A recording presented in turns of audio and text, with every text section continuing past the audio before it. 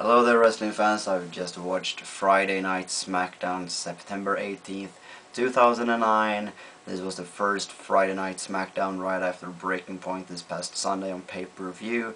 We were gonna get a lot of answers tonight, we hope, from what derived this past Sunday, where we saw the main event match, Undertaker versus CM Punk for the World Heavyweight Championship, a match where CM Punk locked the Undertaker in the Anaconda Vice. Undertaker lost the match via submission despite never tapping out, and a bell was rang per order of referee Scott Armstrong. And we're also going to get answers from Theodore Long, who apparently seemed to be behind all of this. But before that, I would just like to correct a mistake of mine from a previous video. I kind of hyped and promoted Breaking Point that this past Sunday is the first pay-per-view that WWE held in the Bell Center, formerly known as Molson Center, in Montreal, Quebec, Canada, since Survivor Series 1997 in November, where the Montreal Screwjob took place. I recently found out that was not true. I got a little too pornographic in my hype, so to speak, for my own good. WWE actually held a pay-per-view there in 2003, in February 2003, which was the No Way Out pay-per-view, which was at the exact same venue, in the exact same town. So they have had a pay-per-view in that location since November, Survivor Series 1997. Back on to tonight. Very interesting night, unpredictable action going on. We saw the main event feature Batista was just going to SmackDown. This was his first match on SmackDown since returning. He claimed during the opening promo that his contract with Raw was up, and this was kind of lame, easy way out to tell why he went to SmackDown. I believe it is due to the WWE SmackDown losing Jeff Hardy to Rey Mysterio, and they need a new fan favorite among the kids. Batista is very liked among kids, so that might explain the move. We all know that Batista got somewhere from a year to less than a year left on his contract. I believe this is his last contract, and from what it looks right now, he will go out strong. As he said he wanted earlier, he has claimed he has 1 year left on his contract, and he intended to go out strong.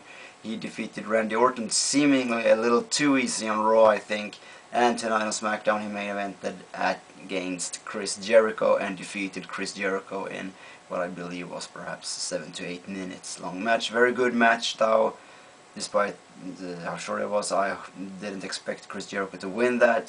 Seemingly we might get Big Show versus Batista next week on SmackDown or somewhere down the road, due to Big Show saying that if he steps in the ring with Batista next week, Batista will not get as lucky as he was tonight. Other than that, we also saw Vince McMahon confronting Theodore Long, wondering why did he screw the Undertaker. He said he owed the fans an explanation. Theodore Long went out in the ring, and this was also kind of unpredictable because I expected the Undertaker to come right out there, but he did not. Instead, Theodore Long made up a long list and long string of a list of excuses for why he screwed the Undertaker, saying he had to serve his family, had to do something, more or less stressing the point that he felt provoked by Vince McMahon to do something in order to cause a commotion on SmackDown. He got in his limo backstage, told the driver to run off. He did get no reply from the driver, and he shouted for the driver to speed off. I saw what was coming because WWE has done this once earlier in 1999, where Stephanie was abducted by the Undertaker in this similar fashion, where Undertaker sat behind the wheels, which was the case tonight. He ran off with Theodore Long in the car. Smoke filled up the car. Theodore Long panicked, and some fans might think this was cheesy, but I liked it. This is cool, unpredictable actions. We got close-up camera views, which kind of a lot of action, changing camera angles a lot. So I liked it. I mean, Undertaker is that kind of character. He does a lot of spooky stuff, and if you want Undertaker to do spooky stuff, you gotta accept these kind of things. I think you can't be too picky and too petty with WWE booking the Undertaker this way. Also, it's supposed to be about kids, and I bet kids freaked out over this very segment. And this was also kind of cool because the title of tonight's episode of SmackDown was Who's in the Driver's Seat. When I first saw it, I thought it was Who's in the Driver's Seat. Who is in the driver seat. But after watching SmackDown, I realized that the title actually for SmackDown was Who is in the Driver's Seat. So seemingly the title was Who has taken the place of the driver, namely Theodore Long's driver. And it was The Undertaker, so it's kind of poetry in motion there. Cool booking by Michael Hayes and his fellow bookers. Other than this, we also saw Hart Dynasty finally getting their fair share of attention and spotlight here in Canada in the tour. I hope for them to show up at Breaking Point. They did not. They, however, showed up tonight and got a fair victory over Crime Time. Very deserving victory. There were some chants in the crowd of welcome home for regarded to the Hart Dynasty. Chris Jericho also got some ovations tonight. As I talked about, Chris Jericho gets more and more ovations week by week. The fans are more and more growing into the tag team of Big Show and Jericho. They got a lot of ovations and chants going this past Sunday at Breaking Point as well. On a side note, we can also speak about Kane Kelly. I don't know what will derive from that. I didn't like the fact that they booked another match tonight. But I like the way it ended, because I think, okay, now it's going to be Great Khali getting his final win. But I think it's cool that The Undertaker has two clean victories over Great Khali, because that's the way it should be. Kane needs it more than Khali. And this might also build up for Kane's final push, monster push. And speaking of monster push, I'm going to speak about Batista again, because seemingly they have big plans for Batista, as I said, going out strong. In the fashion he has defeated both Randy Orton and Jericho this past week, 2 matches in less than 10 minutes. And thinking of the fact that Randy Orton at the time of his defeat to Batista was only 24 hours away since earlier being the WWE champion. That's a big accomplishment by Batista, and it will be interesting to see what they have in store for Batista.